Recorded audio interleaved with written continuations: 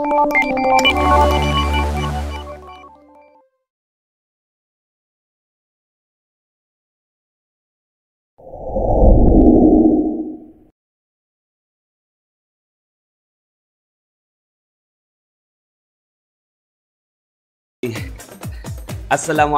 warahmatullahi wabarakatuh. Alhamdulillah, segala puji bagi Allah yang telah memberikan nikmat-Nya yang begitu banyak kepada kita semua, sehingga di hari yang berkah dan mulia ini kita sama-sama berkumpul kembali di momen yang sangat spesial, konser dan resolusi bersama saya. Dan hari ini saya mendapatkan kemuliaan dengan kehadiran Gurunda Pak Ari Ginanjar yang tentunya ilmunya sangat kita perlukan sekali hari ini untuk menemani kita di tahun yang penuh semangat. Dengan wasilah wejangan-wejangan beliau, mudah-mudahan kita menjadi jauh lebih semangat lagi menghadapi kehidupan kita. Kita harus ingat apa yang disampaikan dalam Al-Quran. Falhamaha fujuraha wa taqwaha qad aflaha man zakaha wa qad khaba man dasaha. Allah mengilhamkan sukma keburukan dan kebaikan, beruntunglah siapa yang mensucikan, rugilah siapa yang mengotori. Contoh tentang bagaimana penguasaan pikiran itu adalah kisah Nabi Ayub ya.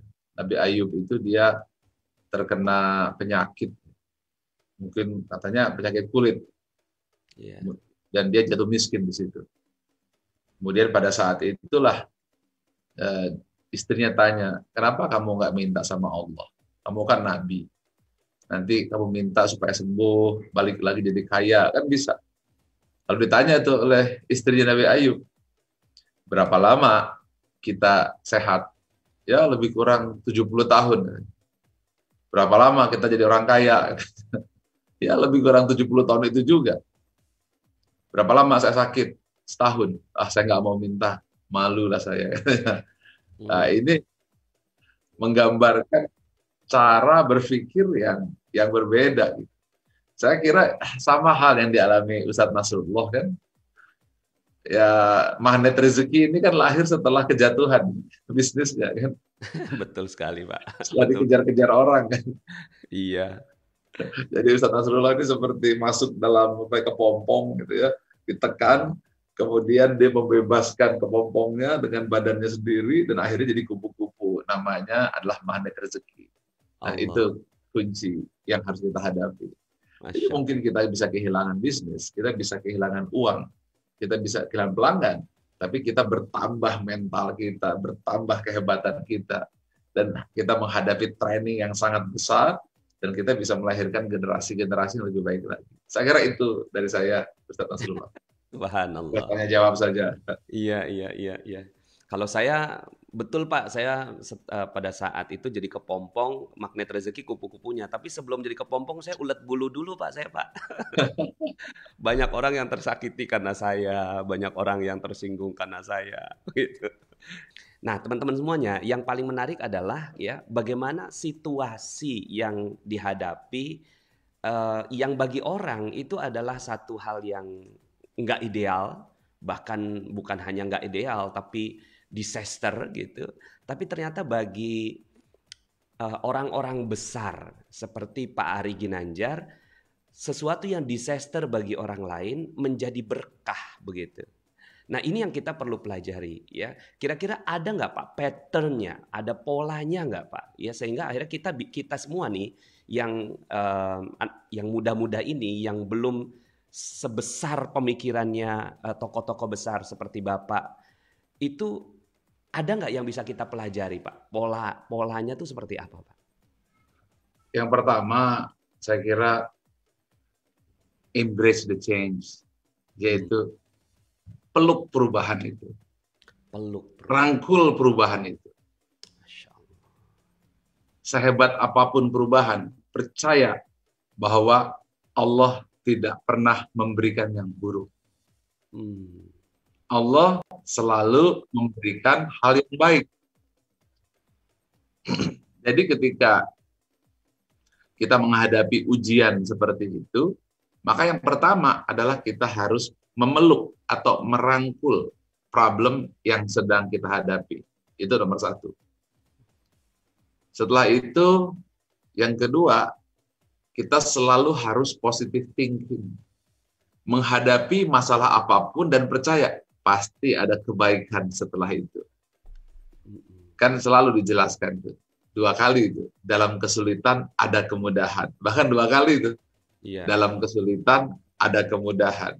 Dan itu harus diyakini. Setelah kita punya wadah, ya, yaitu itu kalau kita sudah bisa positive thinking, kemudian kita sudah bisa embrace the change, maka kita sudah jadi magnet itu. Iya. Itu sudah jadi danau gitu. Nah, baru yang kedua adalah flip, ya. Kita harus lakukan flip switch, yaitu mengubah pemikiran untuk melihat hal-hal yang terjadi di hadapan kita, ya katakanlah ada sebuah realitas, respon kita harus positif, ya.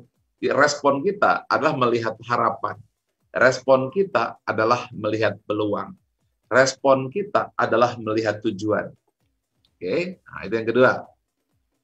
Nah, jadi bayangkan diri Anda seperti apa di tahun 2021. Adalah yang tidak menyalahkan lingkungan dan bisa menerima semua perubahan, lalu peluk perubahan itu jadikan istri kita atau suami kita.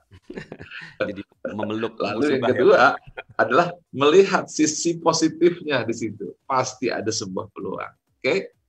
Nah, kalau itu sudah yang ada yang kedua, baru ketiga, tetapkan tujuan dengan jelas. Seperti apa? Ya, tetapkan tujuan yang pasti dengan jelas. Nah, kalau kita sudah bisa menetapkan, baru ketetapan yang sudah kita tanamkan, kita visualisasikan seolah itu sudah terjadi. Afirmasikan bahwa itu memang benar akan kita miliki. Kemudian kita harus benar-benar seolah itu memang sudah terjadi di benak kita. Nah, pada saat itu terjadi, bayangkan hati Anda sudah jadi magnet, selalu melihat seperti lebah, ya lebah itu ketika dia di tempat sampah, yang dilihat tetap bunga. Masya Allah. Tetapi kalau yang namanya lalat dikasih meja makan yang penuh makanan enak, yang dicari kotoran juga. Jadi pakai mata lebah. Nah, kemudian tetapkan tujuan. Setelah kita mampu menetapkan tujuan, baru afirmasi. Kalau sudah seperti itu, maka hati kita sudah terbuka, kemudian kita sudah bisa memilih dan memilah. Ketiga, kita sudah mampu menetapkan apa itu tujuan, baru di situ Anda sudah terkoneksi dengan yang disebut dengan quantum field. Oh, di sini sudah dahsyat ini. Di sini apa yang Anda pikirkan akan datang padamu sendiri. What you seek is seeking you. Contoh, saya ingin punya menara. Ya saya tanamkan itu di kepala, hati, dan pikiran seolah itu terjadi. Padahal ini belum jadi. Padahal saya nggak punya duit. Orang mengatakan tidak mungkin. Cuma saya afirmasi, jadi itu gedungnya sekarang. Allah. Kemudian saya lakukan hal yang sama ketika saya bangun kampus ESQ Business School.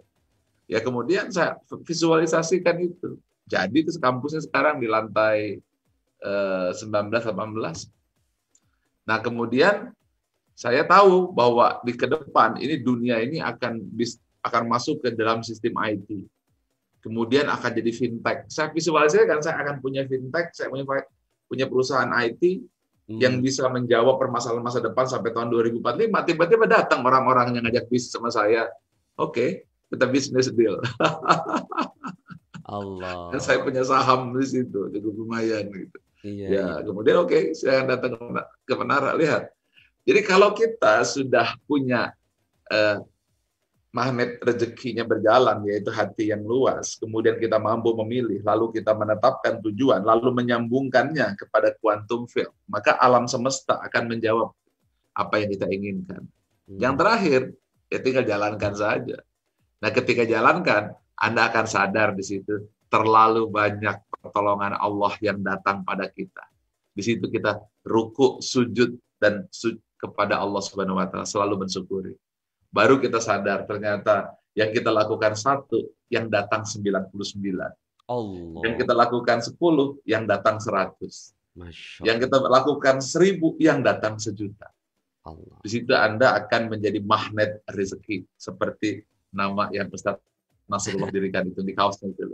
Demikian. Terima kasih. Subhanallah. Bagi teman-teman yang belum subscribe dan baru saja menemukan channel ini, silahkan subscribe. Insya Allah Anda akan mendapatkan materi-materi yang terbaik dari channel ini.